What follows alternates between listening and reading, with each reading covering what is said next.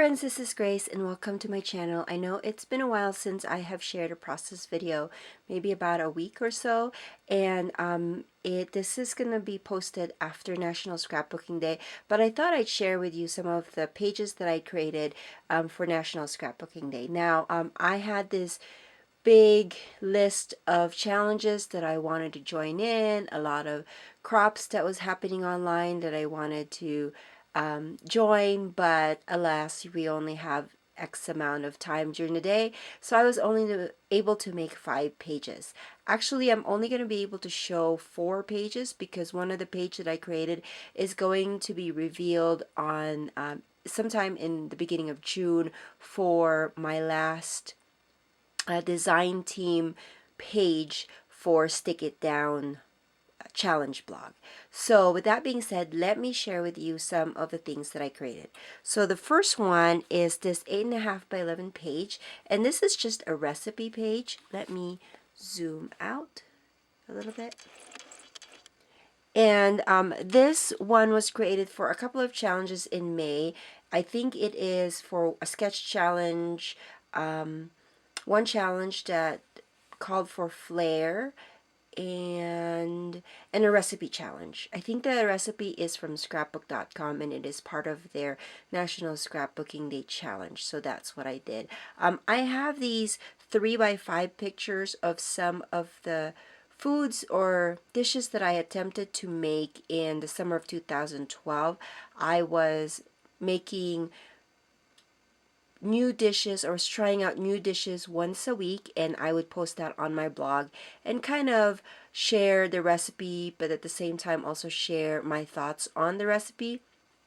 And unfortunately, it didn't become an ongoing thing on my blog, but I do have a few recipes still on there. Anyways, this was one of the recipes that I created, and it's called sauteed pineapple and bananas with honey. It's from a Costco cookbook, and I happen to have this 4x6 recipe card, which is a cut apart sheet from the Let's Eat collection of Ellie Studios, as well as this strip of paper that has all of those food definitions, and then this yum flair, and then this dinner time flair.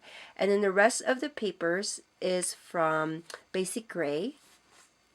And then this little piece of paper here, as well as the 5 stars, is also from the Let's Eat collection. This one is a homemade flare badge that I created. I figured I needed 3 flare badges or circle accents to create a visual triangle, and so I just made one from I think this is a printable that I had the camera, and then I used my epoxy sticker to create, is it epoxy? I think so. Epoxy sticker to create the homemade flare. So that was one of my pages, and then I just hand wrote the ingredients and the directions and the notes. And I did an 8.5 by 11 because this is the very first recipe that I actually scrapbooked from all of those recipes that I created from that summer. And so I figured I can make a recipe scrapbook, and then I could do it in 8.5 by 11. And so that's why I did that, because it'll be easier for me to get sheet protectors and to find an album and all that stuff. So I went with an 8.5 by 11. The next page I'm going to show you is one page, or a page that I made that's going to go on my baby boy's album. And this is his first snow. He actually didn't go outside in the snow, but that was his first snow, you know, after he was born. And so I just put his little, what is that called? Not bassinet, but his little chair thing. I put that next to the back door, and then you can see the snow in the background outside. And then I did a little bit of mixed media in this page, because one of the challenges that I wanted to do was create your own background. There was a couple of challenges that had that, so I decided to make that. I used some a circle stencil and some textured paste to create that, and I also have some subtle kind of screen effect on the background using a yellow ink pad and a Stampin' Up! Stamp. And then to add that effect of snow, I have these snowflake dies. They're wafer thin dies and stars. And then I cut them out with, or from vellum. Sorry, I can't think of everything that I'm wanting to say. I cut them out from vellum so they have that kind of sheer effect, but you can still see it. So it reminds me of snow. And because vellum is very close to transparent, I adhere them with a little bit of glossy accent, but I adhere them in the center. And I was able to cover up that adhesive with some rhinestones. And then I just layered up some papers. The blue background represents the snow, but then the colorful background was taken from his little chair over here. I thought the colorful layered background that's next to his picture would accentuate his picture better. And then I did add some handwritten journaling there.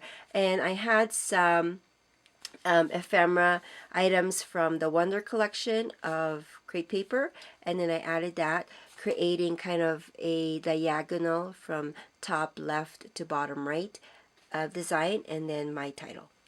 And then I also did a little bit of string because I was using this for a recipe challenge and it called for thread. So that's why I did that. And then the third one is this. This is another layout that's going to go on in my son's album, and this is entitled Hard Beginnings. And this is just a picture. I wanted to capture his face, his cute face. I photographed him next to the window for natural light, but as you can see in this first picture, he wasn't so happy. And so that crying actually led me to my journaling, which is some of the hard things that we had to deal with in his first few weeks of life. Like, I wasn't producing enough milk, so he didn't really get enough breast milk, and so we had to give him some formula, and then he had to deal with a lot of blood tests because he was a little jaundiced and he didn't get enough sleep because of all these things. So I titled it Hard Beginnings because it was hard in the beginning of his life. But then after that, I kind of ended my journaling with, we've gone through the challenges and now everything is all good. Now the background is a cut file that I just cut from white cardstock, and then I backed it up with some circles, and instead of using pattern paper, I actually used washi tape and washi sheets for this. So this was specifically created for a washi challenge, and that's why I did that. So I just punched out a circle and then covered that with washi and then adhered that on the back of the cut apart or the cut file. And I also added some flares here just so I can use up some of my flares. I added some ribbons because I have some ribbons lying around, and this dot ribbon I didn't have enough to cover the whole thing, and so I found this vellum, or not vellum, velvet trim that I put on the top. So that is my third one. And then the fourth one is a double page. My other one that I won't be able to share right now is actually also a double page spread. So here is a picture. This is an event that happened when my husband went back to school and became a medical assistant, and it just so happened that when he was in school, they were celebrating the 40th anniversary of the school. And so they had this big party. It was a barbecue, there was some music, there were some games. And so he invited me to come along, and I took some pictures of the event as well as a picture of his classroom, because I'm sure that he would like to look back at that later on. And these papers are from Basic Gray. I got a pack that says Best of Basic Gray on Tuesday morning, and it had a bunch of different pattern papers from different collections of Basic Gray. So I used that up here. This hello is actually part of the Wonder Collection ephemera pack, as well as these hearts that are cut out from felt.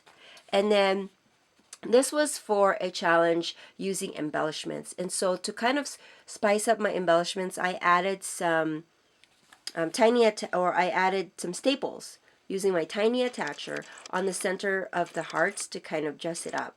And then I adhere that with some foam adhesive. This is a epoxy word from Freckled Fawn, and then I added some doodlebug enamel dots Same over here. I added some stickers. These are from Webster's Pages. These tags are from the Wonder Collection Ephemera Pack, and then some more hearts. So that is it. Oh, by the way, I added this strip of washi over here, as well as on the other side. So that is my pages from National Scrapbooking Day. I hope you had fun, National Scrapbooking Day, and I hope that you were inspired by some of my layout shares, and I hope to be back with some more process videos soon. Thanks for watching, and I will see you when I see you. Bye, guys.